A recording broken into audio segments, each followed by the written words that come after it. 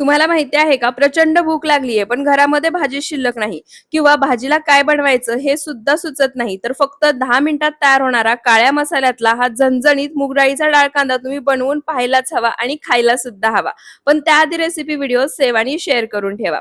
सर्वात आधी गॅसवर कढई गरम करायला ठेवलीये, त्यामध्ये 2 चमचे तेल घालायचं. तेल गरम झालं की अर्धा चमचा जिरे, एक चिरलेला कांदा घालायचा. कांदा छान सोनेरी रंग येईपर्यंत परतून घ्यायचा. यामध्ये आपण या व्यतिरिक्त दुसरं कोणतंही वाटण घालणार नाहीये. कांदा छान सोनेरी रंग येईपर्यंत परतून झाला की आता यामध्ये पावडर मसाले घालायचे. पावडर मसाल्यांमध्ये मी आज वापरणार आहे माऊली मसाले यांचा काळा मसाला आणि माऊली मसाले यांचा गरम मसाला.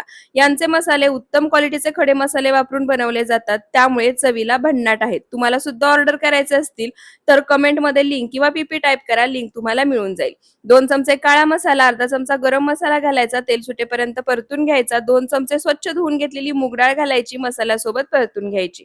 त्यानंतर यामध्ये पाणी घालायचं, चवीनुसार मीठ घालायचं आणि मोठ्या आचेवर याला एक उकळी काढायची. उकळी आल्यानंतर यामध्ये 2 मोठे चमचे भाजलेल्या शेंगदाण्याचं कूट घालायचं. गॅसचा फ्लेम पूर्णपणे लो करायचा आणि मंद आचेवर फक्त 10 मिनिटं हा डाळ कांदा शिजवून घ्यायचा.